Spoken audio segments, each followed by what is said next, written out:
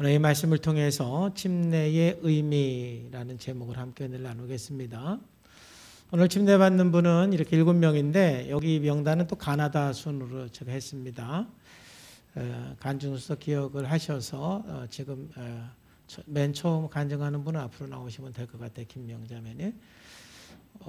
그리고 참 제가 감사한 것은 이번에 침례받는 분들 우리 교회 나온 지 얼마 안 된 분들이거든요. 근데 우리 교회 나와서 많은 변화와 회복이 있습니다. 그런 의미에서 참 저는 우리 교회가 참여하면 참 여러 가지 어려운 일들이 있고 힘든 일이 있지만 계속 우리가 우리 교회 안에서 함께 신앙생활하면서 이렇게 회복되고 변화되는 모습이 너무 감사합니다. 그래서 아무쪼록 우리 교회 안에서 모두가 회복되고 변화되는 은혜가 있고 저 또한 계속해서 여러분들의 회복과 변화를 위해서 기도하고 있고 또 여러 가지로 노력을 하고 있습니다. 이제 우리 간증을 들으면서 이분들의 신앙을 한번 함께 보도록 하겠습니다. 안녕하세요. 소백목장 김미영입니다. 제가 회복 프로그램에 참여하던 중에 안 교수님이 아들과의 일화를 들려주십니다. 문제를 안고 답을 찾던 아들이 고민하며 엄마에게 묻는데 엄마는 부족해 전지전능하신 하나님께 물어라. 이렇게 아들에게 교수님이 답변하셨다 말씀해 주시는데 큰 충격을 받았습니다. 그 길로 저는 교회를 갔습니다. 도대체 전지전능하신 하나님은 어떤 분이십니까? 영원하시며 변치 않는 사랑을 주신다는데 도대체 당신은 어떤 분이십니까? 교회를 다니면서 더 많은 질문들이 추가되었습니다. 하나님은 어디에나 계시다는데 도대체 어디예요? 이렇게 수많은 질문으로 저의 신앙생활이 시작되었습니다. 목사님의 명료한 설교 말씀에서 전도사님의 사랑이 넘치는 1:1 양육의 시간을 통해서 소백목장 공동체와의 교제를 통해서 조금씩 복음이 들어왔습니다. 묵상을 통해서 주님은 저를 만나 주셨고 답을 주시는 기쁨을 맛보게 하셨습니다. 예수님 믿기 이전과 이후의 삶에서 제일 달라진 점을 하나 꼽는다면 안정감입니다. 내 생각, 방식대로 살며 얼마나 교만하였는지요. 불안하게 서 있는 나를 내 삶의 주인은 내가 아님을 깨닫게 하시며 주님께 내어 맡기게 하시니 든든한 백이 생겼습니다. 믿음은 나에게 행복입니다. 저는 이제 하나님께만 매달리기로 결정합니다. 내 생각대로 안 되어서 더 잘 될 때도 있음을 경험하고 나니 이제 모든 것을 담대하게 주님께 아뢰 것입니다. 여쭙고 나아갈 것입니다. 기도가 힘이고 말씀이 진리임을 깨닫고 묵상으로 하나님과 소통하는 방법을 알게 됐으니 이렇게 저는 조금씩 하나님과 친밀해질 테지요. 여기까지 오게 하신 하나님 아버지, 침례받는 영광을 주시니 이 모든 것 하나님 은혜입니다. 포기 잘하는 김미영이지만 하나님 알아가는 데는 끝까지 해내겠습니다. 사랑합니다. 나의 하나님. 감사합니다. 네, 감사합니다. 네, 이제 김민서 참여인 나와서 간증해 주시겠습니다. 그래. 안녕하십니까. 떨려요.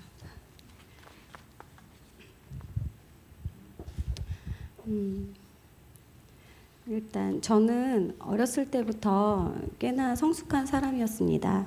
남한테 백해치기를 싫어하고 뭐든지 혼자 해결하려는 사람이었어요. 그러다 보니 외로울 때도 많았고 혼자 극복하려다 극도로 우울해짐을 느끼기도 하는 평범해 보이지만 평범하지 않은 삶을 살아냈던 것 같습니다. 어느 날 문득 글을 읽다가 이사야 41장 10절 말씀을 접하게 되었는데요. 두려워하지 말라 내가 너와 함께함이라 놀라지 말라 나는 네 하나님이 됨이라 내가 너를 굳세게 하리라 참으로 너를 도와주리라. 이 글이 왜 그렇게 눈물이 나게 하는지 당시 신앙이 없던 저는 강한 이끌림으로 이끌림 받게 되었고 11년의 결혼 생활이 나락으로 떨어지고 나서야 아는 언니를 통해서 전도를 받고 믿음의 길로 들어서게 되었습니다. 저는 저에게 일어나는 심상치 않은 일들이 큰 불안감과 공포가 되는 상황을 겪고 있습니다. 하지만 예수님을 믿은 후부터 점차 불안과 공포는 사라지고 마음이 점점 단단해짐을 느끼고 있습니다. 예민한 마음보다는 괜찮다는 마음이 더 커지며 늘 매사에 감사를 느끼고 있습니다. 제 슬프고 우울했던 예전 자아는 죽이고 새로운 사람으로 다시 태어나 새로운 삶을 살아갈 것이고 항상 믿음 안에서 사랑을 베풀 줄 아는 사람이 되고 싶습니다. 내가 가진 능력으로 할 수 없는 상황이나 풀어나갈 수 없는 문제를 만나면 내 곁에 계신 주님만을 의지하며 말씀만을 붙잡고 살아나갈 것임을 고백합니다. 할렐루야, 감사합니다.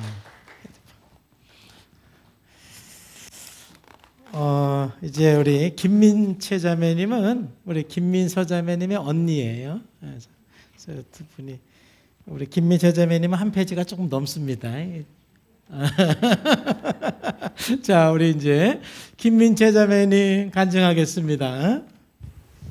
안녕하세요. 저는 몽골 목장 김민채입니다.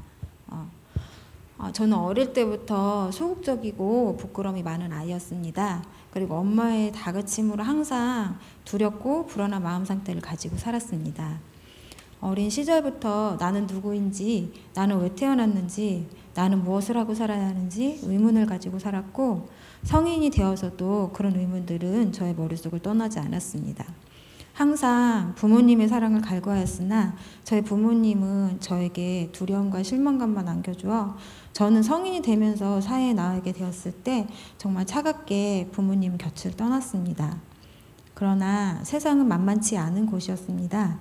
부모님에게 받지 못한 사랑을 받겠다고 도피성으로 결혼을 했고 아들 낳고 바로 이혼을 했습니다. 잘못된 선택으로 저는 이도저도 못하고 그냥 미혼모처럼 아이를 키우며 살게 되었습니다. 반도체 3교대 근무로 일자리를 찾아 18년 동안 이 회사에 다녔습니다. 18년 동안 이 회사를 다니면서 아들을 키웠고 재혼도 했고 딸도 낳았습니다. 날 정말 사랑해주는 남편을 만났고 그토록 바라던 딸도 낳았고 남부럽지 않은 가정을 이루었습니다. 근데 저의 마음은 항상 공허하고 허전하고 여전히 내가 왜 사는지에 대한 의문이 가득했습니다. 이런 나에 대한 의문과 교대 근무에 대한 힘듦과 아이를 키우는 스트레스로 심한 우울증이 찾아왔고 죽음까지 생각할 정도로 부정적인 생각들로 가득했습니다. 결국 공황장애가 찾아왔고 더 이상 갈 곳이 없을 때 윤경 언니를 통해서 예수님을 만났습니다. 처음 교회에 찾아왔을 때 목사님의 설교를 듣고 많은 눈물을 흘리고 지금까지 약 3달 정도 교회를 다니며 저는 제가 왜 이렇게 가슴이 답답하고 공허했는지 또 나에 대한 의문들이 하나둘 풀리며 이제서야 저에 대한 정체성을 찾았고 진짜 예수님의 계심을 믿게 되었습니다.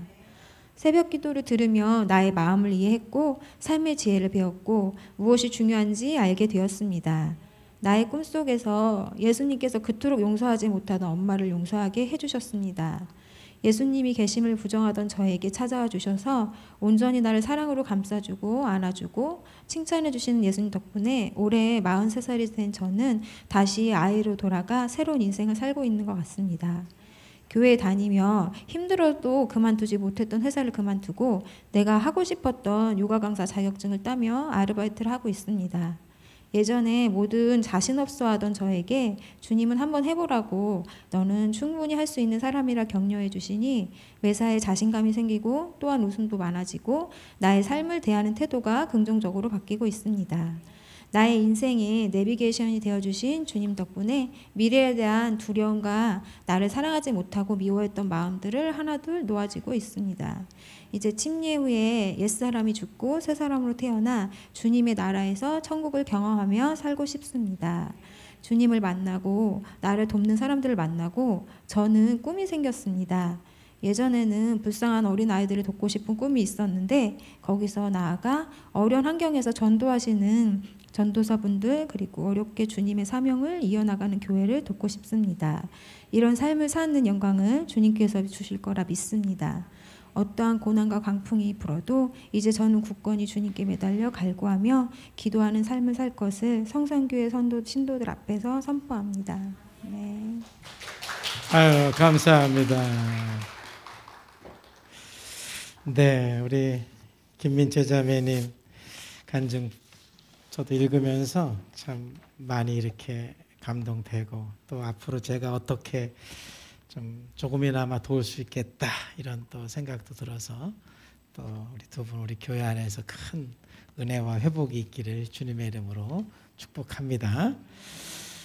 이제 우리 그 정민주 자매님, 정민주 자매님은 그래도 이제 벌써 한 2년 됐어요. 2019년도 그죠? 늦봄 여기 나와 2019년도 늦봄. 그래서 참 우리 교회 안에서 많이 회복이 됐죠. 우리 정민주 자매 볼 때마다 그래서 늘 기쁨이 있습니다. 우리 정민주 자매님 우리 함께 간증 듣겠습니다. 윤하연 자매 나오세요. 오늘 침례식을 통해서 성산 우리 가족들 앞에서 주님의 자녀됨을 감사드립니다. 예수님을 만나기 전 세상 속에서만 살았고 세상이 주는 희노애락만을 생각하며 살았습니다. 결혼을 하고 제사를 지내는 시댁을 만나 제사도 지내고 예수님은 다 잊고 살았습니다. 그러다가 예상치 않았던 나락에 떨어졌고 삶은 완전히 뒤집혔습니다. 이 수렁에서 빠져나오기 위해 인간에게 의지하며 인간으로부터 문제를 구하며 한동안 시간을 보냈습니다. 그러다가 성산교회 회복 프로그램을 소개받아 1년간 회복 프로그램에 참여하며 많은 내적 변화가 있었던 것 같습니다. 회복 프로그램에 참여하던 2019년 늦봄, 성산교회 예배가 궁금해서 예배에 참석하기 시작했는데 찬양으로 예배를 여는 시간에 부르는 찬양에 많은 눈물을 쏟아야 했습니다. 이사야 43장 너를 지으신 이가 말씀하시느니라. 너는 두려워하지 말라. 내가 너를 구속하였고 내가 너를 지명하여 불렀나니 너는 내 것이라. 내가 물 가운데로 지날 때에 내가 너와 함께할 것이라. 강을 건널 때에 물이 너를 침몰하지 못할 것이며 내가 불 가운데로 지날 때 타지도 아니할 것이요 불꽃이 너를 사르지도 못하리니. 이 말씀 찬양에 나의 삶을 지키신 분은 하나님밖에 없다는 믿음을 갖게 되었습니다. 예수님의 십자가의 사랑을 알고 싶었고 느끼고 싶었고 나의 마음속에도 그 사랑을 가득 넣고 싶었습니다. 사랑이 없는 차가운 나의 마음이 내 삶을 뒤집어 놓았다는 것을 깨닫게 되었습니다. 이후로 회복 프로그램과 생명의 삶 예배, 목장 모임에 참여하면서 하나님의 진리의 말씀을 듣게 되었고 그 말씀을 듣고 깨닫는 기쁨을 누리게 되었습니다. 예수님을 영접하고 제 삶의 큰 변화를 두 가지만 말씀드리겠습니다. 첫 번째는 진정한 기쁨을 알게 되었다는 것입니다. 예수님 없던 삶은 끝없는 욕심에 늘 마음속에 갈등만 가득하고 할 일만 많아 늘 분주하던 삶이었습니다. 그러나 예수님이 제 삶에 찾아오셔서 지금 있는 그대로의 저의 상황과 제 자신을 받아들이게 하셨고 삶의 모든 것에 감사하는 마음을 주셨습니다. 세상의 모든 것에 감사를 느끼는 순간 진정 마음속에 찾아오는 평화를 느꼈으며 그 평화는 저를 기쁨의 삶으로 이끌었고 매 순간순간이 천국이 되었습니다. 세상의 상황은 변하지 않았습니다. 깨진 가정, 홀로 아이들을 양육하고 교육하고 책임져야 하는 삶의 무게, 매일 반복되는 고단한 일상, 때때로 찾아오는 인간적인 공허함. 그러나 저의 마음은 완전히 뒤집혔습니다. 감사와 평안, 그리고 기쁨. 저는 오늘도 이것을 누리며 천국에 살고 있습니다. 두 번째는 사랑의 모습을 알게 되었다는 것입니다. 저는 저의 올해 새벽기도 주제이기도 하지만 저는 사랑의 실체를 정말 알고 싶었고 모든 것과 사랑을 나누고 싶었습니다. 그러나 예수님을 영접하기 전 사랑이 무엇인지 어떻게 살아가는 것인지 알지 못했습니다. 예수님을 만나고 저는 아주 조금 세상 사람들과 사랑을 나누며 살고 있다고 생각합니다. 사랑을 나누며 사는 것이 정말 기쁘고 행복합니다. 지금도 사랑은 저에게 남겨진 과제입니다. 예수님의 십자가 사랑을 진정 깨닫고 그 사랑 앞에 눈물을 흘리며 통곡하게 될 그날을 위해 지금도 기도하며 살고 있습니다. 저는 예수님의 십자가의 사랑으로 하루하루 한 발짝 한 발짝 걸어가길 소망하며 굳건하게 십자가를 바라보며 걸어갈 것을 결단합니다. 세상의 뜻을 두지 않고 하나님의 뜻을 구하고 하나님의 뜻이 담겨 있는 하나님의 말씀을 언제나 가까이 하고 하나님의 말씀을 중심에 두고 삶을 살 것을 결단합니다. 고난이 올지라도 고난을 통해 성장시켜 주실 하나님을 믿으며 그 고난에도 감사할 것을 결단합니다. 저는 주님께 간구하는 것이 있습니다. 예수님의 사랑을 진정으로 경험하여 그 사랑이 마음을 가득 채우길 간구합니다. 그 사랑을 통해 헌신하는 삶을 살 수 있게 되길 소망합니다. 사랑을 실천하여 조금씩 예수님의 성품을 닮아가고 이 땅에서 자유롭고 평안한 삶을 살길 소망합니다. 하나님은 이미 저를 재창조하셨고 세상 속에 뜻을 들고 살던 옛날의 나와 하나님의 나라를 구하는 새로운 나의 충돌로 치열하지만 결국 하나님이 재창조한 저는 주님 안에서 다시 태어남을 믿습니다. 이 모든 것에 감사하며 새로운 피조물로 창조해 주신 하나님께 영광을 모두 올리며 간증을 마치겠습니다. 할렐루야. 감사합니다. 됐어요. 너무 감사합니다. 앞으로 더 많이 기대가 되고 참 하나님께서 또 여러 가지로 쓰실 귀한 일꾼인 것 같아요. 참 너무 감사해요. 자, 이제 우리 윤아연 집사님 남아서 간증해 주시겠습니다. 안녕하세요. 몽골 목장 윤아연입니다. 저는 엄마를 따라 초등학교 때부터 교회에 다녔고 신앙심은 없었습니다. 주일이 되면 의무적으로 형식적으로 교회에 갔고 여러 가지 핑계로 빠지는 날도 많았습니다. 가끔 듣는 설교는 교리일 뿐 현실을 사는 나에게 와닿지 않았고 교회 문 밖을 나서는 순간 제 머릿속은 초기화됐습니다. 세상 기준과 부모님이 말하는 성공은 손해보지 않는 것, 물질적인 풍요였습니다. 그래서 더 가지려고 애썼습니다. 칭찬받기 위해, 사랑받기 위해 열심히 공부하고 최선을 다했습니다. 그러나 그들의 기준에 못 미치거나 더 열심히 하라는 채찍뿐이었습니다. 전 늘 혼자 고민하고 혼자 결정해야만 했습니다. 그것이 습관이 됐고 결혼 후 중국에 거주하면서 저의 소심하고 예민한 성격이 더욱 굳어졌고 고립된 삶을 살았습니다. 그러다 코로나가 터지고 아이와 함께 집에 있게 되면서 저의 모든 쓴뿌리가 폭발했습니다.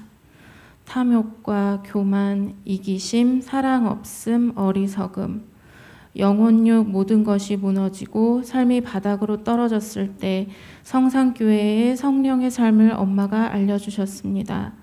저는 지푸라기라도 잡는 심정으로 유튜브로 목사님의 설교를 듣기 시작했습니다. 성경에만 존재하는 하나님과 예수님, 성령님을 가슴으로 만나게 되었습니다. 성경의 어려운 말씀을 이렇게 논리적이면서 이해하기 쉽게 풀어줬던 목사님이 있었던가? 난 왜 지척에 두고도 몰랐단 말인가? 너무 안타깝고 애통했습니다. 매일 울며 저의 죄를 마주하고 회개하고 후회했습니다. 한 말씀 한 말씀이 갈급했던 내 영혼을 채워주었습니다. 다른 사람이 책에서 간증해서 말하던 예수님을 진짜로 내 삶에서 깨달았습니다. 제가 이렇게 변화되기까지 하나님께서는 성산교회를 통해 여러 만남의 축복을 허락하셨습니다. 목사님, 전도사님, 목자님, 목원분들은 참 감사하고 사랑합니다. 여전히 현실적인 문제들이 눈앞에 있지만 이제는 제 힘으로 성급하게 해결하려고 달려들지 않습니다. 사람이 마음으로 자기의 길을 계획한다 할지라도 인도하시는 분은 여호와 한 분뿐이심을 알고 나 자신을 멈추고 낮추고 비우게 됩니다. 제 힘으로 할 수 없었던 것을 주님이 할 수밖에 없게 하십니다. 그 과정이 죽을 만큼 고통스럽지만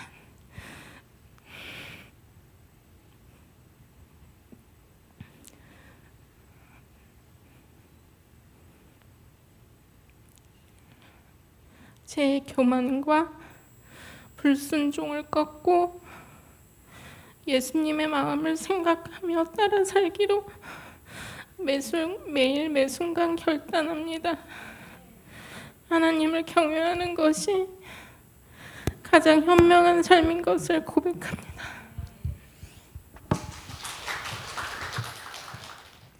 안녕하세요. 전 15살 한유나입니다. 저는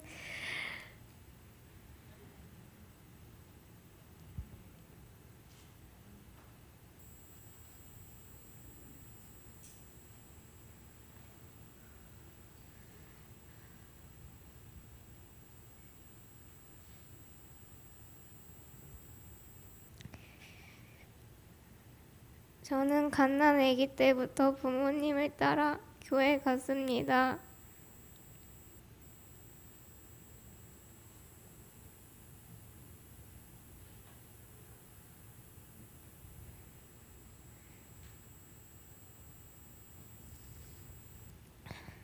부모님을 따라 주말마다 교회를 가다가 크면서 혼자 교회에 가기 시작했습니다.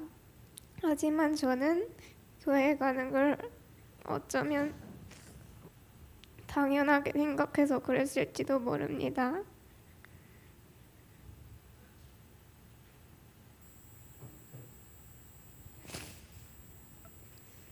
어렸을 때 저는 노는 게 먼저였고 하나님은 나중이었습니다. 그렇게 지내다가 초등학교 6학년 때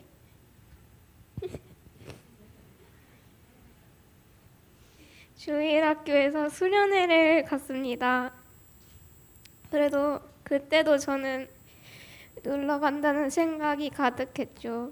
하지만 끝나고 집으로 갈 때는 생각이 많이 바뀌었었습니다. 수련회 둘째 날 밤에 수련회 간 모든 사람이 통성으로 기도했습니다.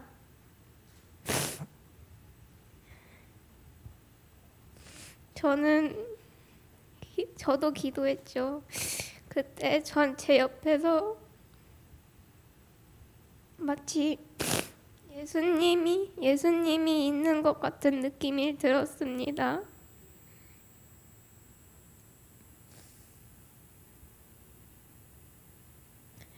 예수님이 저를 토닥여 주시고 옆에서 제 기도를 들어주시는 것 같은 느낌이 들었습니다. 제 기도에 응답해 주시는 것 같았습니다. 그래서 그때 처음으로 기도하면서 울었습니다.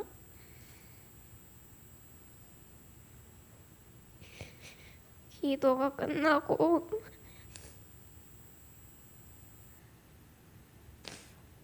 숙소에 돌아와서도 그때 기분이 잊어지질 않았습니다.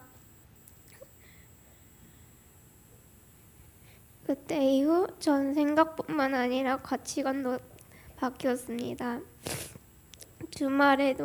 주말에 교회 갈 때도 노는 생각보다는 하나님께 찬양하고 설교를 받는다는 생각을 들고 가고, 교회에 가기 전 일주일 동안 제가 어떻게 살았는지, 예수님 생각은 했는지 한번 생각해보고 갔습니다. 그리고 전 중학생이 되면 침례를 꼭 받을 거라고 생각했습니다. 하지만 제가 중학교 1학년 때 코로나19가 생겨서 침례식을 하지 못했죠. 중2가 되고 나서 언니가 고3이 되면서 하던 반주를 못하게 되었습니다. 그러자 부모님과 언니는 저에게 반주자를 하는 게 어떠냐고 제안했습니다. 저는 중학교 1학년 때 하나님께 뭔가 저를 드리고 싶어서 반주를 배우고 있었습니다. 하지만 저는 반주하기엔 너무 실력이 부족했습니다.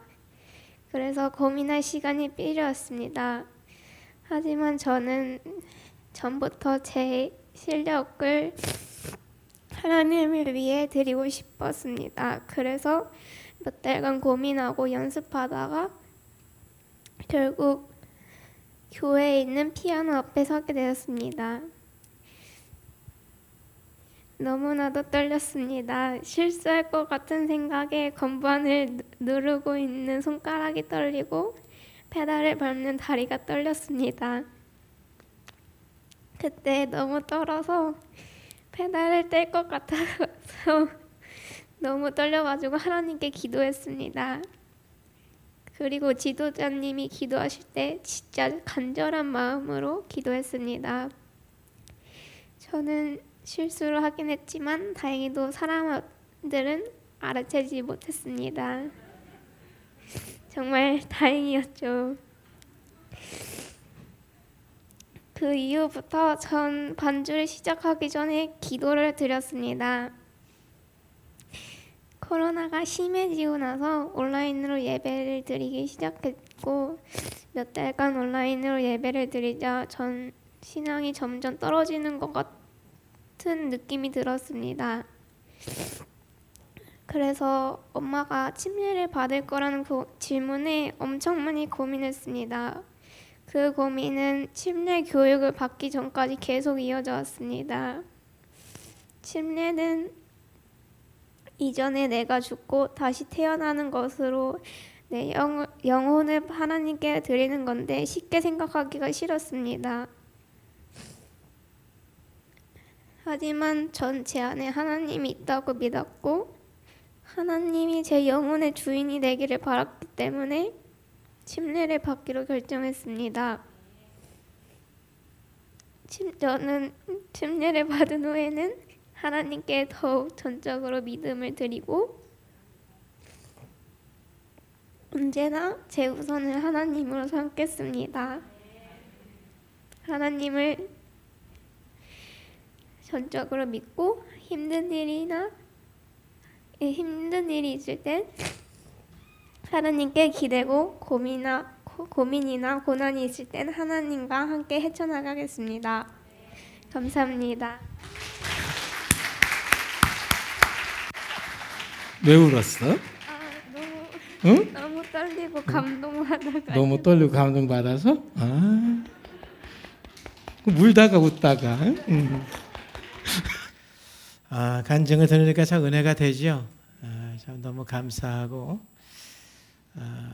우리는 평생 공사 중이지만은 여전히 이렇게 회복을 향해서 나가는 우리 성도님들을 보면 굉장히 기쁘고 참 보람도 있고 또 우리 교회에서 영적인 문제뿐만이 아니라 또 혼의 문제, 심리적인 문제, 또 육체적인 문제까지도 다 회복이 되고 또 온전해지는 저와 여러분의 삶이 되기를 주님의 이름으로 축복합니다.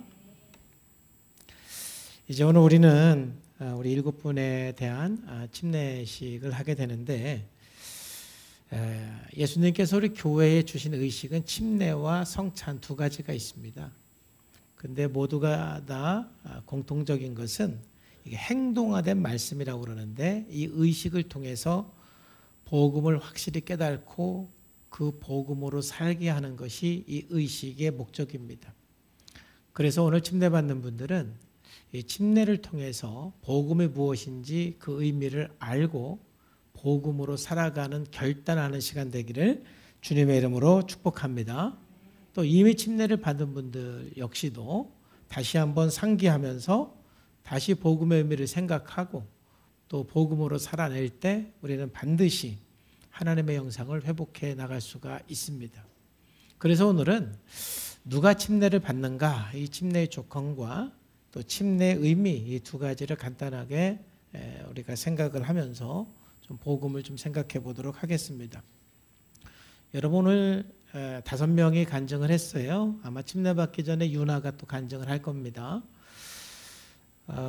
이 침례는 누가 받느냐 하면은 바로 이러한 예수님을 믿는 사람이 침례를 받는 것입니다. 침례의 조건은 그 어떤 것도 없어요.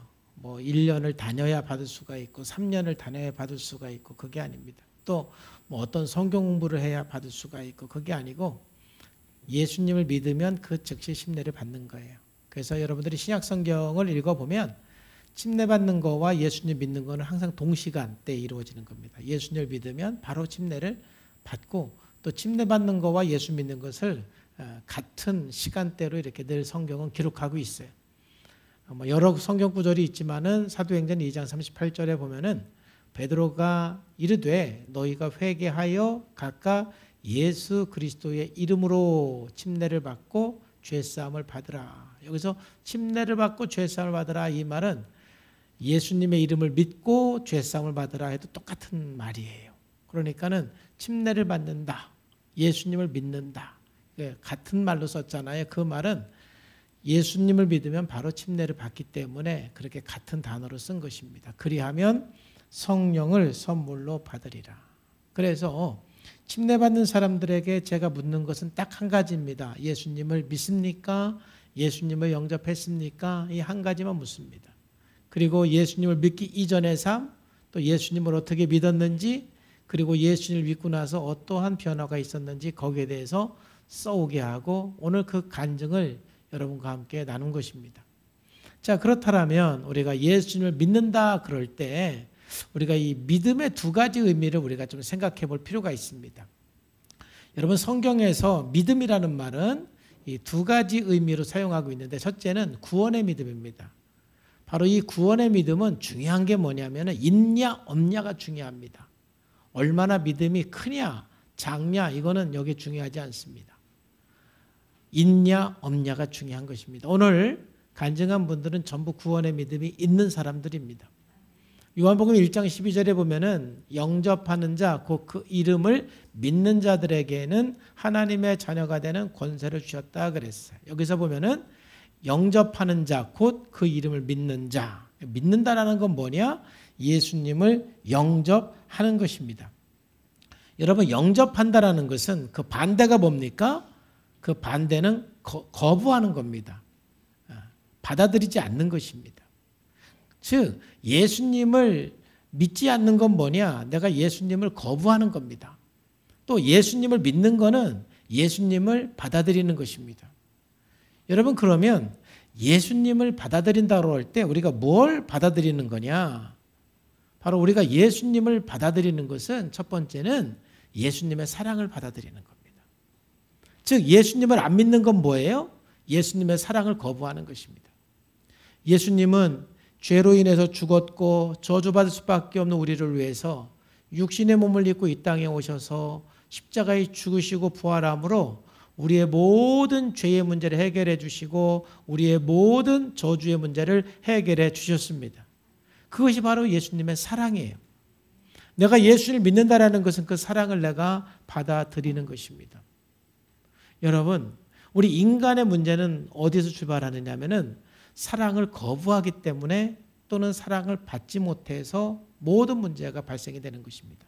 영적인 문제는 하나님의 사랑을 거부하기 때문에 영적인 문제가 생기는 것이고, 여러분 심리적인 문제는 엄마의 사랑, 아빠의 사랑 또는 이웃의 사랑을 내가 못 받았든지 아니면 거부한다든지 둘 중에 하나 때문에 여러분의 모든 심리적인 문제가 발생이 되는 것입니다. 결국 우리 심리적인 문제부터 잠깐 생각을 하면은 어렸을 때부터 엄마가 일관적인 사랑을 주면 누구나다가 그 사랑을 받아들이고 또 엄마에게 본인이 또 사랑을 주고 사랑을 알게 됩니다.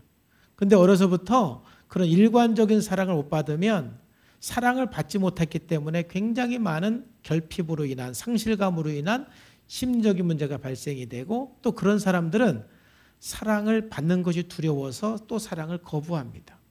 그래서 또 사랑을 못 받아요. 그래서 어려서부터 사랑을 못 받은 사람은 마치 고슴도치 같아요. 사랑을 달라고 해서 다가가면 또 나를 찔러요. 사랑을 거부한단 말이죠. 또 그리고 또 사랑을 안 주면 또 사랑을 안 준다라고 또 막 야단을 쳐요. 비판을 해요. 그래서 또 사랑하려고 다가가면 또 고슴도치처럼 가시를 들어서 또 사랑을 주는 사람을 또 찔러요. 그래서 스스로 사랑을 거부해서 사랑을 못 받는 거예요. 여기에서 모든 인간의 문제, 관계의 문제, 심리적인 문제가 발생이 되는 것입니다. 제가 오늘 이렇게 이제 오늘 설교 시간에 개인적인 얘기를 해서 죄송하죠. 우리 윤하연 집사님 오늘 간증을 해서 많이 감동됐지요. 그동안 남편이 중국에 있어서 혼자 한 1년인가 살면서 많이 힘들었어요. 근데 제가 이렇게 듣는 얘기는 남편이 한국에 와서 얼마나 아내를 위해서 봉사하고 헌신하는지 몰라요. 그러면 윤하연 자매는 어떻게 해요? 남편의 사랑 어떻게 해야 돼요? 받아들이는 건 뭐예요? 여보 고마워. 나를 사랑해줘서 고마워. 나를 도와줘서 고마워. 당신이 있으니까 내가 행복해. 이런 말을 해줘야 돼. 이게 받아들이는 거예요. 근데 안 받아들이는 건 뭐냐면 더 해줘. 그거 갖고 안 돼. 그거 갖고는 부족해. 그거는 뭐예요? 그건 안 받아들이는 거예요. 그렇잖아요. 아니, 제가 옛날에 우리 이제 삼촌 집에 갔을 때 초등학교 때예요.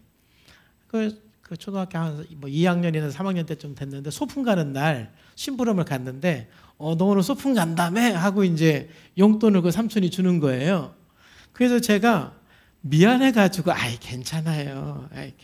속으로는 받고 싶은데 감사합니다고 받으면 되는데 괜찮아요. 그거 뭐 하는 거예요? 거부하는 거지요. 그러니까 그 삼촌이 뭐라고 말해요? 적어서 안 받는 거냐? 그렇게 말해주니까 너무 고맙더라고. 아니에요 하고 받았죠. 받는다라는 건 뭐냐면 감사함으로 고마워요. 감사해요. 그러니까 내가 예수님의 사랑을 받아들이는 건 뭐예요? 주님의 사랑 감사합니다. 주님의 은혜 감사합니다. 내가 이제 주님의 사랑을 받고 살겠습니다. 그러면서 여러분들의 모든 영적인 문제가 해결이 되는 거예요. 또 우리 인간관계 속에서도 다른 사람의 조그마한 호의, 조그마한 사랑, 거기에 대해서 감사할 줄 아는 사람이 사랑을 받을 줄 아는 사람이에요. 그러니까 여러분들도 관계를 해보지만 내가 열심히 사랑한다고 사랑을 했는데 감사하지 않으면 더 사랑을 주고 싶어 안 주고 싶어? 더 주긴 주지만 여러분 워낙 사랑이 많은 분이어서 주기는 주지만 지치죠. 지친단 말이에요. 내가 이렇게까지 헌신하고 이렇게까지 희생을 하고 내가 이렇게까지 하는데 뭐 더 어쩌란 말이야. 막 이런 생각이 들잖아요. 근데 내가 조금만 줬는데도 고마워요. 그러게 내가 행복해요. 내가 사랑이 느껴지는 것 같아요.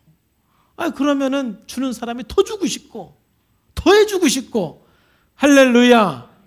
아내가 말이죠. 어쩌다 이렇게 맛있게 음식을 해주면 그냥 맛있다는 말도 안 하고 그냥 인상 쓰면서 밥을 먹으면 아내의 사랑을 받아들이는 거야? 안 받아들이는 거야? 안 받아들이는 거예요. 근데 남편이 아유 맛있네. 아유 역시 당신이 최고야. 백종원보다 나. 막 그러면서 먹으면 어때요? 또 해주고 싶어? 안 해주고 싶어? 또 해주고 싶잖아요. 그러니까 사랑을 내가 받을 줄 알아야 또 거부하지 않아야 상대방의 사랑을 또 주는 거예요. 여러분 이건 지금 사랑 관계에 얘기했지만 하나님과의 마찬가지예요. 하나님은 여러분들을 사랑하십니다. 날마다 조그마한 사랑이라도 주님 감사해요. 사랑해요. 그래 하나님의 사랑을 받아들여야 영적으로 충만해지는 거예요. 근데 늘 하나님의 사랑을 내가 막 없는 것처럼 생각하고 왜 나는 안 사랑해요? 왜 이게 여러분 스스로가 자꾸 사랑을 거부하는 거예요. 여러분 구원의 믿음은 영접하느냐 않느냐, 있느냐 없느냐가 중요한 거예요. 날마다 예수님의 사랑을 받아들이시기를 주님의 이름으로 축복합니다. 또 그리고 뭐가 받아들이는 거냐면은 그분의 말씀을 받아들이는 거, 그분의 말을 받아들이는 게 그 사람을 받아들이는 거예요. 여러분 남편의 말을 받아들이는 게 남편을 내가 수용하고 받아들이는 것이고 아내가 하는 말을 들어야 아내를 수용하고 받아들이는 거예요. 그런 것처럼 예수님을 받아들인다는 것은 예수님의 말씀을 받아들이는 거예요. 지금까지는 내 마음대로 살았고 내 생각대로 살았지만은 이제는 주님의 뜻대로 살겠습니다. 주님의 말씀대로 살겠습니다. 이것이 예수님을 받아들이는 거예요. 여러분 오늘 예수님을 믿는 사람은 예수님을 영접한 거예요. 그럼 예수님을 영접한다는 거, 예수님을 믿는 거는 뭐냐? 그분의 사랑을 늘 받아들이고 그분의 말씀을 늘 받아들이면서 이제 그분의 말씀대로 살고 그분의 사랑 안에서 살기를 주님의 이름으로 축복합니다. 두 번째는 믿음이 어떤 믿음이 있느냐면은 삶의 믿음이 있어요. 이거는 있느냐 없느냐가 중요한 게 아니에요. 이거는 크냐 작냐가 중요한 거예요. 크냐 작냐. 그러니까 이미 이제 예수님을 믿은 사람들은 이미 여러분들이 예수님을 영접을 했어요. 그래서 예수님을 영접한 사람들에게는 생활 속에서 그 믿음이 크냐 작냐. 여러분들이 치유가 되려면 믿음이 커야 돼요. 여러분들이 하나님의 능력을 경험하려면 믿음이 좀 커야 돼요. 작으면 안 돼요. 마태복음 8장에 보면은 예수님께서 이 백부장에게 이렇게 말씀했어요. 이스라엘 중 아무에게서도 이만한 믿음을 내가 이만한 믿음을 보지 못했다는 것은 믿음이 뭐하다는 얘기예요? 굉장히 크다는 얘기죠. 이보다 더 큰 믿음을 내가 본 적이 없다. 그러면서 예수님께서 그 백부장에 이르시되 가라! 내 믿음대로 될지어다. 할렐루야. 믿음이 커야 믿음대로 되는 거예요. 근데 26절에 보면은 그 풍랑을 만나면서 제자들이 두려워하고 걱정하고 있잖아요. 예수께서 이르시되 어찌하여 무서워하느냐? 믿음이 뭐한 자들아? 자, 믿음이 작으면 염려가 많고 두려움이 많고 근심이 많고 공포가 많아요. 여러분 안에 공포와 두려움과 염려가 많은 사람들은 여러분 믿음이 커야 돼요. 하나님을 향한 분명한 100%의 믿음. 10%만 믿지 말고 20%만 믿지 말고 하나님이 나와 함께 하심을 100% 믿습니다. 하나님이 치료해 줄 것을 100% 믿습니다. 하나님께서 인도해 주신 것을 100% 믿습니다. 하나님은 전지전능함을 100% 믿습니다. 하나님께서 모든 것 합력해서 선을 이루어 주실 것을 100% 믿습니다. 할렐루야. 그 믿음을 가져야만 여러분의 두려움이 떠나가고 염려가 떠나가고 근심이 떠나가고 여러분 기도가 응답이 되고 하나님의 함께 하심을 여러분들이 경험할 수가 있는 거예요. 그러면 여러분 어떻게 믿음을 그러면 크게 할 수가 있을까요? 간단합니다. 여러분 믿음을 크게 하는 방법은 로마서 10장 17절에 우리가 어떻게 해서 믿음이 생기느냐면은 그러므로 믿음은 뭐 하면서 난다? 들음에서 나요. 들으면 그리스도의 말씀으로 말미암는다 그랬어요. 여러분들이 무엇을 듣느냐에 따라서 여러분 믿음이 바뀌게 돼 있습니다. 여러분들이 많이 듣는 것을 믿게 돼 있습니다. 또 여러분들이 믿는 것들도 듣게 돼 있습니다. 여러분 무엇을 듣는가? 그걸 보면은 여러분들이 무엇을 믿는가? 여러분들이 알 수가 있는 것입니다. 여러분들이 계속해서 두려운 얘기를 많이 들으면 두려운 믿음이 생깁니다. 그래서 저는 이 코로나 방역에서 개인적으로 제가 좀 마음에 안 드는 거는 너무 숫자를 막 계속 여러분 똑같아요. 독감 하루에 몇 명이 걸려서 몇 명이 죽는지 매일 신문 나면 여러분도 독감 때문에 두려워서 못 살아요. 여러분 코로나보다 지금 독감 때문에 죽는 수가 더 많고 독감 걸리는 사람이 더 많아요. 근데 그 계속 막 하루에 그냥 여러분 핸드폰에 문자가 와봐요. 오늘 독감 몇 명 걸렸고 오늘 독감 때문에 몇 명 죽었다. 그걸 계속 들으면 그 믿음이 생겨. 그 믿음이. 그래서 우리가 주의하기 위해서 우리가 보는 거는 괜찮은데 우리가 그런 뭘 듣느냐. 그런 것들은 조금만 봐라 이거예요. 조금만 봐라. 또 미세먼지도 마찬가지예요. 우리나라 미세먼지도 그냥 막 뜨잖아. 물론 우리가 미세먼지도 주의를 해야 돼. 참 건강에 안 좋은 거예요. 그러나 그 정보를 너무 많이 알면 두려워서 못 살아. 여러분 참 우리가 좀 편안하시죠? 왜 편안해요? 몰라서 편안한 게 많아요. 몰라서. 알면은요, 지금 세계 경제 돌아가는 거 알고 막 그걸 너무 많이 알면은요, 잠도 못 주무실 거예요. 그냥 몰라서 편안한 게 많아요. 이 말은 모르는 게 좋다는 얘기는 아니에요. 모르는 게 독이 될 수가 있고, 모르면 안 돼요. 알 건 아셔야 돼요. 그런데 너무 그걸 많이 들으면 안 돼요. 그 내용보다 우리가 더 많이 들어야 되는 건 하나님의 말씀입니다. 우리가 이 세상 돌아가는 얘기도 알아야 되고 그러한 뭐 코로나 몇 명인지도 알아야 되고 독감이 몇 명인지도 알아야 되고 뭐 미세먼지 어느 정도인지 알아야 돼요. 그러나 그것보다 이걸 더 많이 알으셔야 그 두려움을 이길 수가 있어요. 믿음은 들으면서 나요. 뭘 많이 듣느냐 이거. 뭘 많이 듣느냐.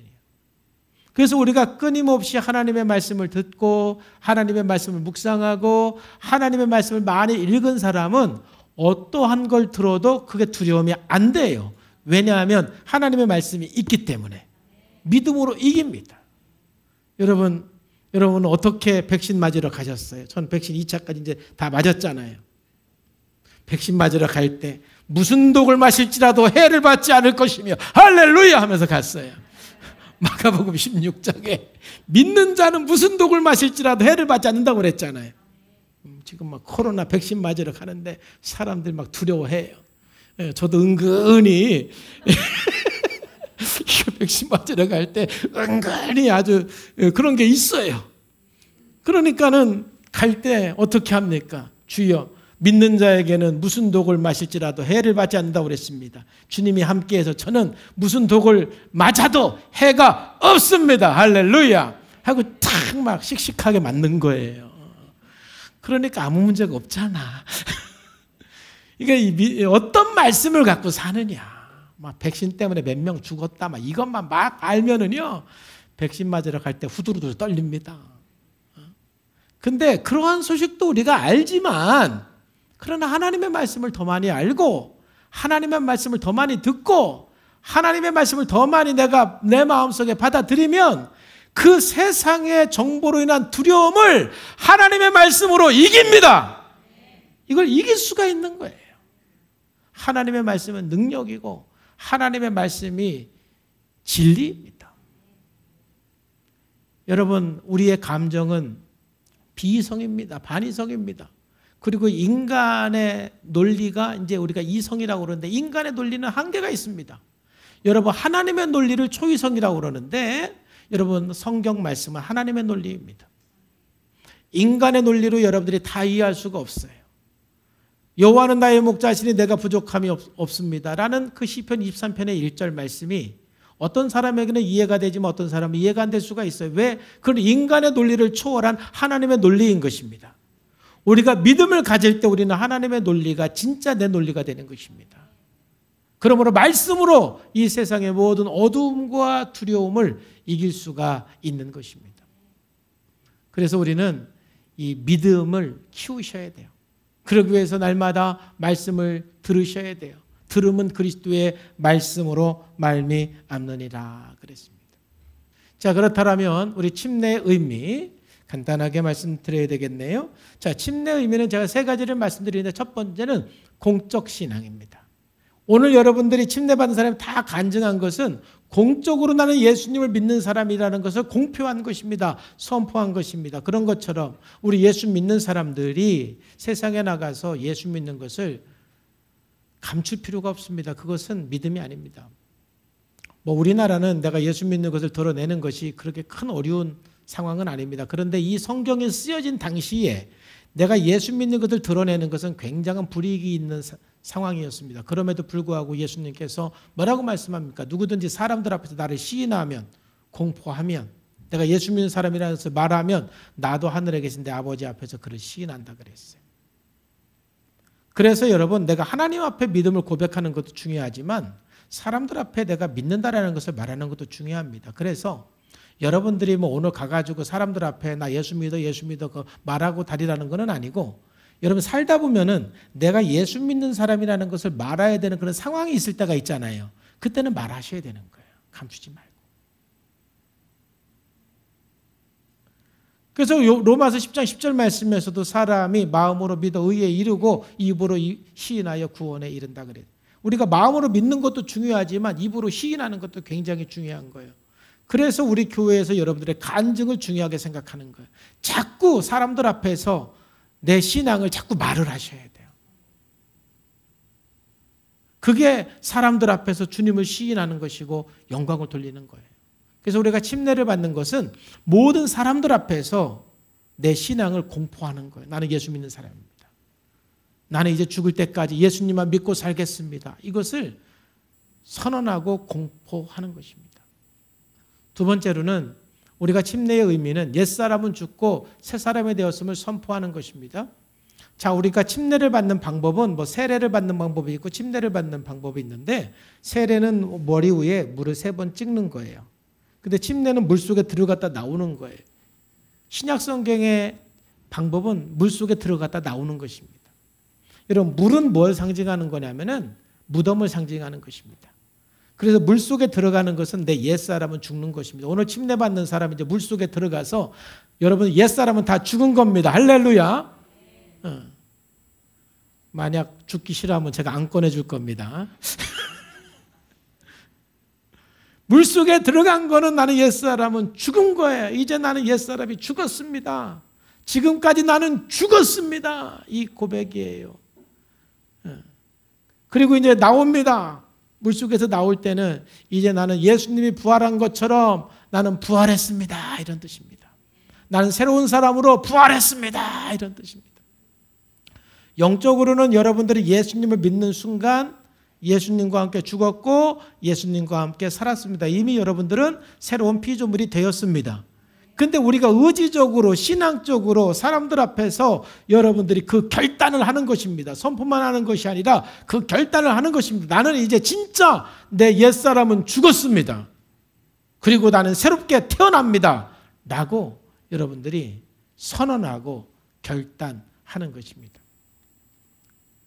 우리가 인생이 힘든 것은 여러분 옛사람이 안 죽어서 힘든 것입니다. 여러분의 옛사람은 여러분들을 끊임없이 고통스럽게 만드는 것입니다. 이제 우리의 옛사람은 죽어야 하는 것입니다. 오늘 로마서 6장 1절에서 2절에 보면은 그런즉 우리가 무슨 말을 하리요? 은혜를 더하게라고 죄에 거하겠느냐. 이 말은 무슨 말이냐면은 여러분 이미 우리는 예수님을 믿는 순간 죄에 대해서 죽은 존재입니다. 자, 그렇다면 죄에 대해서 죽었고 용서를 받았는데 죄를 많이 진 사람이 용서받은 거하고 죄를 조금 진 사람이 용서받은 거하고 누가 더 은혜가 크겠습니까? 성경에서는 죄를 많이 짓고 용서받은 사람이 은혜가 크다라는 거예요.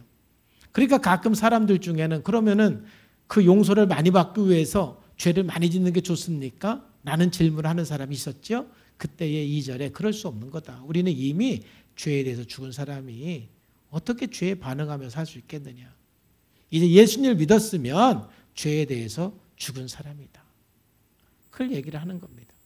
그래서 우리들은 날마다 십자가 앞에 나가 죄에 대해서 죽어야 돼요. 여러분 어떻게 죄에 대해서 죽는 겁니까? 여러분 죄에 대해서 죽는 방법은 여러분 의지적으로 나는 죄 안 질 거야, 안 질 거야, 안 질 거야. 그게 죄에 대해서 죽는 게 아니고 죄에 대해서 죽는 방법은 그리스도와 연합하는 거거든요. 십자가와 연합하는 거거든요. 여러분들의 죄의 문제를 가지고 예수님의 십자가 앞에 가서 내려놓을 때 주님 저의 분노를 십자가 앞에 내려놓습니다. 저의 욕심을 십자가 앞에 내려놓습니다. 또 저의 과도한 책임감을 십자가 앞에 내려놓습니다 하고 내려놓을 때 십자가의 주님과 내가 연합이 되어서 그 죄가 죽어지는 거예요.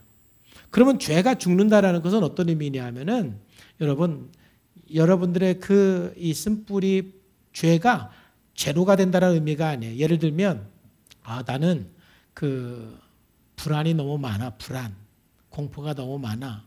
그러면 여러분 공포, 불안이 제로가 될 수 있을까요? 없을까요? 에? 또 제로가 되면 돼요? 안 돼요? 나는 10층에서 뛰어내려도 불안이 없어. 공포심이 없어. 그러면 돼요? 안 돼요? 그 무서워야 되는 거예요. 그게 무서움이 없으면 안 되는 거예요. 근데 왜 그게 우리들에게 문제가 되냐면 너무 심해서 문제지. 불안하지 말아야 되는데도 불안하니까. 그러죠? 공포를 갖지 말아야 되는데 공포를 가지니까 문제가 되는 것이지 마땅히 공포를 가져야 될 때는 공포를 가져야 되는 거예요. 여기 곰이 한 마리 들어오면 무섭지 안 무서워요? 그건 당연한 거예요. 그러니까 공포나 불안은 우리들에게 굉장히 유익한 건데 그게 너무 심해서 문제인 거예요. 그래서 제로가 되는 게 아니라 날마다 그 공포와 불안을 십자가 앞에 내려놓을 때 여러분들에게 필요한 것만 남고 이제 필요 없는 불안은 사라지게 될 줄로 믿습니다. 여러분 분노도 마찬가지예요. 분노. 여러분 분노가 없으면 돼요? 안 돼요? 누가 나를 괴롭히면 화가 나야 돼요. 분노가 없으면 안 돼요. 근데 문제는 왜 문제예요?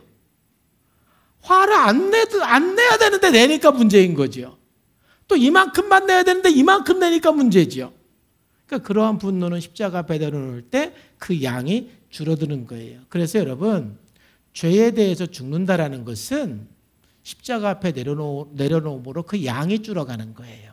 없어지는 게 아니에요.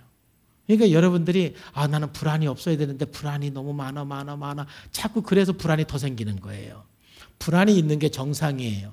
근데 나는 좀 이게 많구나 생각이 들면 자꾸 너무 많아 그러지 말고 주님 저에게는 불안이 있습니다. 이 불안을 주님께 내려놓습니다 할 때 그 불안이 쭉 내려가요. 그 양이 쭉 줄어요. 분노도 마찬가지. 과도한 책임감도 마찬가지. 여러분들이 어떠한 문제가 있든지 그 문제를 십자가 앞에 내려놓는 것이 죄에 대해서 죽는 것입니다. 자, 그렇다면 우리가 죄에 대해서 죽었으면 두 번째로는 이제는 부활의 주님과 연합하여 사는 것, 이게 침례인 것입니다. 그러므로 우리가 그의 죽으심과 합하여 침례를 받았죠. 예수님과 합하여 함께 침례를 받아서 같이 죽었어요. 그와 함께 장사되었습니다. 이는 아버지의 영광으로 말미암아 그리스도를 죽은 자 가운데서 살리신 것 같이 우리로 또한 새 생명 가운데 행하게 하려 합니다. 이제는 예수님과 함께 살아서 새 생명으로 살아가는 것입니다. 여러분, 우리가 새 생명으로 산다라는 것은 부활하신 주님과 동행하는 것입니다. 내가 착한 사람이 되어야 되겠다고 마음먹어서 착한 사람이 되는 것이 아니고 부활하신 주님과 동행할 때 우리는 새로운 인생을 살게 되고 새 생활을 하게 되는 것입니다. 이런 부활하신 주님과 함께 사는 것은 말씀과 기도 생활입니다. 이런 말씀과 기도 생활이 없이는 부활하신 주님과 동행할 수가 없습니다. 여러분, 시편에 보면은 말씀을 묵상하는 삶의 어떤 그 유익이 뭔가, 축복이 뭔가를 알 수가 있어요. 97절에 내가 주의 법을 지극히 사랑하는지요 어찌 그리 사랑하는지요 내가 그것을 종일 묵상합니다. 항상 하나님 말씀을 생각하고 산대요. 자, 그러니까 어떤 일이 일어납니까? 98절에 보니까 주의 계명이 항상 나와 함께하므로 그것이 나로 원수보다 지혜롭게 하고 내가 주의 증거를 묵상함으로 그 명철함이 나의 스승보다 더하고 주의 법도를 지킴으로 나의 명철이 노인보다 승하다. 그러니까는 스승이나 노인은 지혜로운 사람의 어떤 상징이잖아요. 그러니까 내가 늘 말씀을 묵상하니까 원수보다 더 지혜롭고 스승보다도 노인보다도 더 명철해진다. 이런 말씀을 묵상할 때, 말씀으로 함께 살아갈 때 우리는 부활하신 주님과 함께 살아가는 거예요.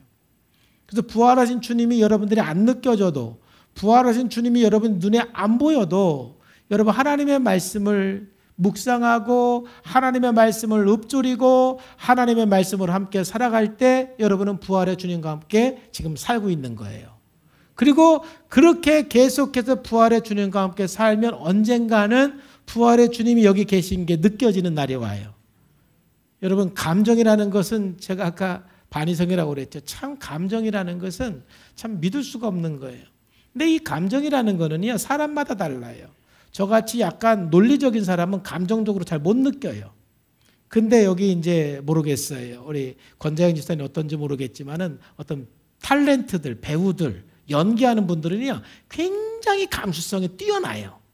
그래서 그런 사람들은 성경을 읽을 때 막 굉장히 느낌이 많아요. 느낌이. 좀 달라요. 이게 사람마다. 남자하고 여자하고 좀 다르고. 그러니까 느낌이 있다 없다 이건 중요한 게 아니에요.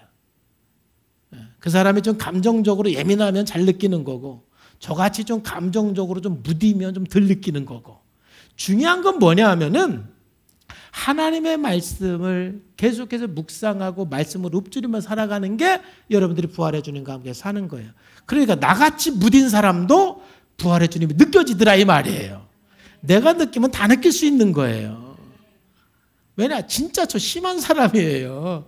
진짜 제가 목사로서 열등감을 얼마나 많이 느끼는 줄 아세요? 옛날에 이게 같이 이렇게 목사님들 모여서 막 기도하면 막 다 보인다고 그러고 막 느낀다고 그러고 막 나만 안 보이고 나만 안 느끼고 그래서 근데 굉장히 열등의식을 많이 느꼈던 사람이에요. 그래서 나는 신앙이 없나? 나는 하나님이 나를 사랑하지 않나? 아니 다른 목사님들은 다 느낀다고 그러는데 왜 나만 안 느껴지지? 막 다른 사람은 글자가 보인다는데 왜 나만 안 보이고?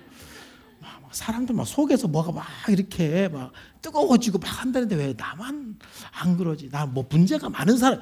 내가 진짜 그랬어요. 제가 그런 사람이에요. 그렇기 때문에 여러분 제가 설교하면 이해가 되고 정리가 되는 거예요. 만약 제가 감수성이 풍부한 사람 같으면 여러분 정리 못 시켜줘요. 그러니까 다 약점이 있고 강점이 있는 거예요. 근데 그런 내가 늘 말씀을 읊조리고 말씀을 묵상하고 예, 이게 부활하신 주님과 함께 사는 거다라고 믿음으로 사니까 어느 순간부터 그 주님이 진짜 느껴지는 거예요. 그게. 여러분, 그래서 정말 부활의 주님과 함께 살아가는 것이 우리들에게 얼마나 큰 은혜이고 복인지 모릅니다. 105절의 주의 말씀은 내 발의 등이요 내 길의 빛입니다. 이제는 오늘 침례를 받음으로써 자기 옛사람은 죽고 온전히 부활한 주님과 새 사람으로 살기를 주님의 이름으로 축복합니다. 마지막으로 침례의 의미는 이제 교회 회원으로서의 의무를 다하기로 결단하는 것입니다. 여러분, 신앙생활은 교회의 공동체 안에서 회원으로서 신앙생활을 해야 되는 것입니다. 어떤 사람은 그렇게 말해요. 목사님, 저는 예수님은 좋은데 교회는 싫어요. 그 말이 무슨 말인지 저는 이해가 돼요. 왜? 저도 예수님은 좋은데 교회가 싫을 때가 있어요. 저도. 왜? 교회는 사람들이 모인 곳이다 보니까 때로는 교회 안에 상처를 받을 수도 있고 문제가 일어날 수도 있고, 야, 왜 예수님 사람이 저럴까? 막 이런 생각이 들을 때가 목사인 저도 있어요. 그래서 저는 예수님은 좋은데 교회는 싫어요. 그 말이 무슨 말인지 제가 다 이해는 해요. 그러나 성경에서 말하는 신앙생활은 그렇다고 해서 혼자 신앙생활하는 건 신앙이 아닌 겁니다. 교회 회원으로서 교회 공동체 안에서 함께 지지고 볶으면서 신앙생활하는 게 신앙인 거예요. 할렐루야. 그래서 우리가 교회라는 것은 예수 믿는 사람들의 모임이 교회이기 때문에 바로 우리가 1번 침례는 공적 신앙 고백이잖아요. 모든 사람들 앞에서 내가 신앙을 고백한다라는 것은 이제 내가 그 교회의 일원이 되겠다라는 결단이 내포되어 있는 것입니다. 그래서 오늘 침례받는 사람들은 드디어 우리 성산교회 정식 회원이 되는 것입니다. 그리고 사무 처리할 때는 침례받은 사람 이상이 모이는 것입니다. 교회 정식 회원으로서 교회에 대해서 관심을 갖고 같이 기도하고 같이 건강한 교회를 세워가고 하나님의 기뻐하는 교회를 우리가 같이 세워가는 것이지, 우리는 비난하는 자가 아닙니다. 목사님이 교회를 세워가는 게 아닙니다. 우리가 같이 세워가는 것입니다. 이제 우리 침례받은 사람들이 교회 회원으로서 의무를 다하고 건강한 교회를 같이 세워가는 삶이 되기를 주님의 이름으로 축복합니다. 함께 기도하겠습니다. 하나님 아버지, 감사합니다. 오늘 7명이 함께 침례를 받습니다. 침례받는 한 사람 한 사람 주님의 이름으로 축복합니다. 오늘 이 침례를 통해서 예수님과 함께 죽고 예수님과 함께 다시 삶을 고백하며 주님 앞에 나가는 시간 되게 하여 주옵소서. 예수님의 이름으로 기도하옵나이다. 아멘.